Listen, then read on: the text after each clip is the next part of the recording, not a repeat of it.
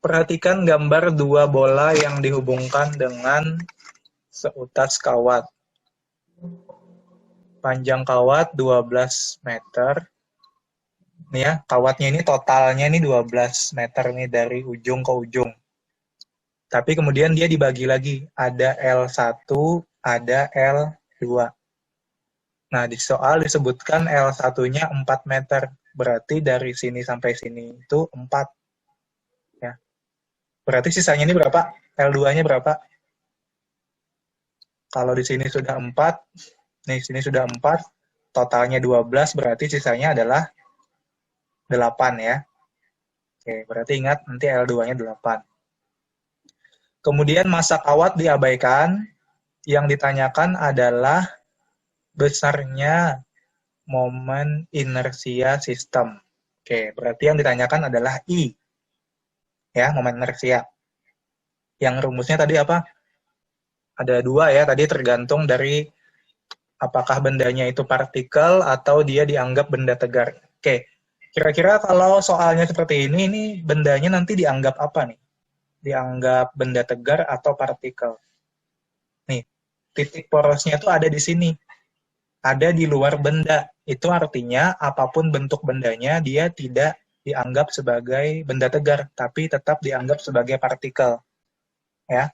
Karena apa? Alasannya ya karena ini, titik porosnya atau sumbu putarnya itu ada di luar benda.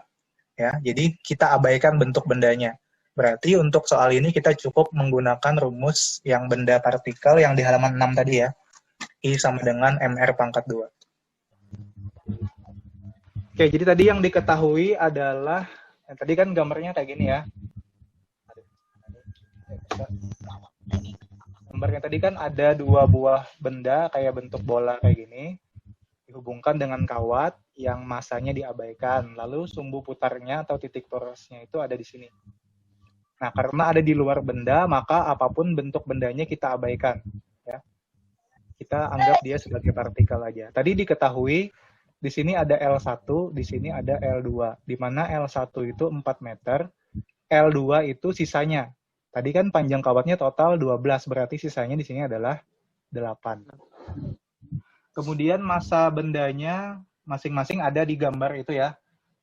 Misalnya ini benda A, ini benda B. Berarti di sini kita tuliskan MA itu sama dengan 0,2 kilo, sedangkan MB itu sama dengan berapa MB-nya? 0,6. Nah, 0,6. Jadi yang ini 0,2, yang ini 0,6. Kemudian L1 ya sudah ada 4 meter dan 8 meter. Yang ditanyakan adalah I. Karena ada 2 benda, berarti kita sebut aja I total. Ya. Kenapa total? Karena ada 2 benda. Ya, berarti I-nya ini kita cari dulu satu-satu.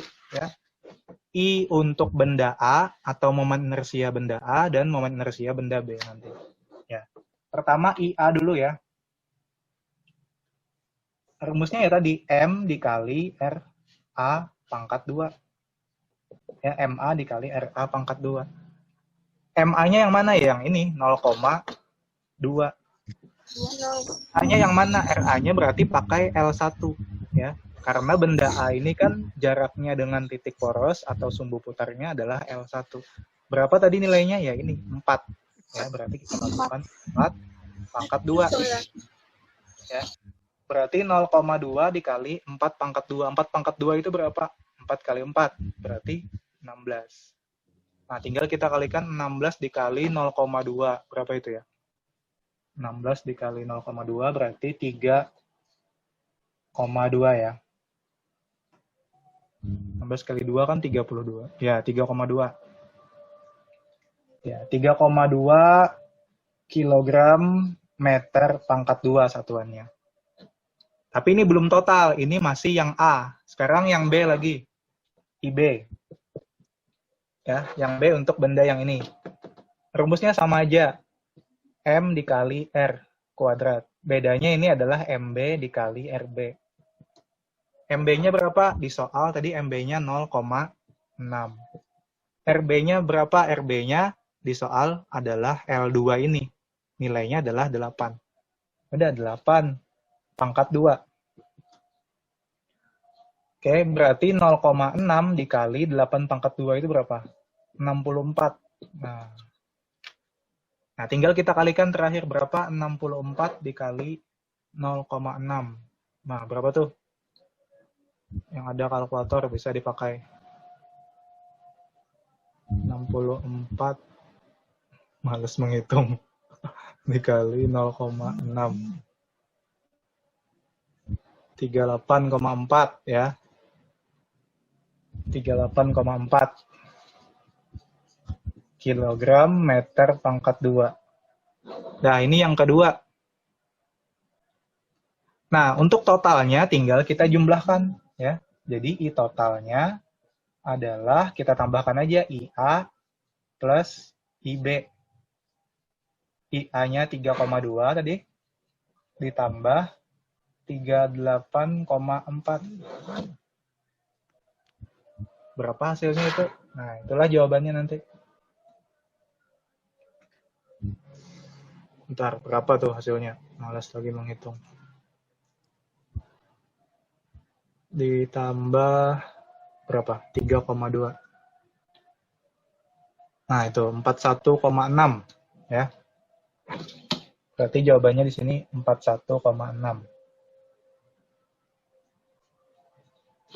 Nah, gampang ya. Jadi untuk soal yang pertama, hasil momen inersia totalnya adalah 41,6. Satuannya adalah kilogram meter pangkat 2. Yang udah cukup nih. Sini aja ya. Satuannya kilogram meter pangkat 2. Ya, selesai untuk yang pertama. Oke, kita soal yang kedua sekarang ini. Perhatikan gambar roda pejal homogen di samping.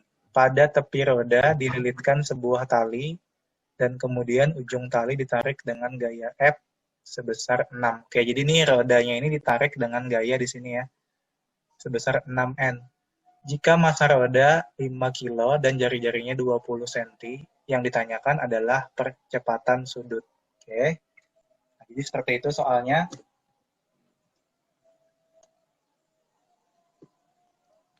Bentar.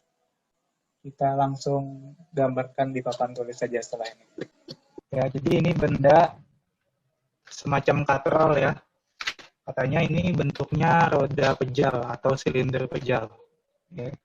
Di sini ditarik dengan gaya F. Kemudian yang diketahui lagi F-nya itu atau gayanya itu sebesar 6 Newton. Habis itu yang diketahui berikutnya adalah massa rodanya. Yang ini ya, massa rodanya ini 5 kilo. Dan jari-jarinya ya, jari-jari itu kan berarti ini. Ini di sini jari-jari ya, jari-jarinya itu adalah 20 cm. Nah, ini karena masih senti, kita ubah dulu ke meter. Senti ke meter naik 2, berarti dibagi 100, jadinya 0,2 meter. Yang ditanyakan adalah berapa percepatan sudut. Nah, berarti kan alfa ya yang ditanyakan percepatan sudut. Nah, tadi kita punya rumus ini. Hukum 2 Newton ya. Hukum 2 Newton untuk gerak rotasi. Yang ditanyakan kan adalah alfanya atau percepatan sudutnya. Jadi kita ambil dari hukum 2 Newton versi gerak rotasi. Di mana di sini torsi sama dengan I dikali alfa. Berarti untuk itu kita perlu tahu dulu torsinya berapa dan I-nya berapa. Ya, ini kita belum ada kan. Yang ada di soal itu adalah F dan M. Ya. Jadi yang ini sama ini belum ada, berarti kita cari dulu sebelum kita nanti mencari alfanya. Nah, untuk alfa kan nanti tinggal dibalik ini ya. Alfa sama dengan, berarti kita pindah ruaskan I-nya jadi ke sebelah kiri. Ingat kalau pindah ruas itu berarti jadi lawannya. Kalau awalnya dia perkalian, maka pindah jadi bagi. Berarti nanti pindah ruas tapi dibagi I.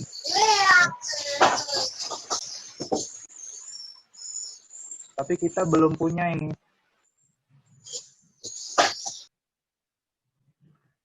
Ya, torsinya kita belum punya, I-nya juga belum punya. Baik, berarti kita cari dulu ya masing-masing. Torsi. Nah, kalau kalian lupa, di video sebelumnya itu ada torsi itu adalah gaya dikali dengan lengan gayanya. Oke, dalam hal ini lengan gayanya itu adalah jari-jarinya. Oke, jadi gayanya kita masukkan aja 6 sesuai dengan yang diketahui di soal. Dan jari-jarinya tadi ini adalah 0,2. 6 dikali 0,2 itu adalah 1,2 nm ya. Seperti itu satu. Nah, kemudian torsi sudah ada. Tinggal yang belum ada adalah I. Berarti kita cari lagi I-nya atau momen inersianya. I sama dengan Oke, tadi di soal dia menyebutkan bahwa bentuk bendanya ini adalah roda pejal atau silinder pejal. Nah,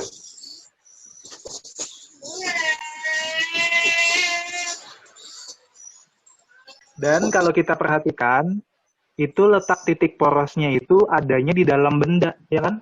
Ini kan bendanya ini kan berputarnya di titik porosnya di benda itu sendiri. Maka kalau bentuknya seperti ini dan letak titik porosnya di sini, maka bendanya ini kita anggap sebagai benda tegar. Jadi kita nggak boleh anggap dia sebagai partikel. Kalau partikel tadi kan kecuali titik porosnya itu adanya di luar benda. Kalau ini ada di dalam benda, berarti ini harus kita anggap tetap bentuknya sebagai silinder pejal.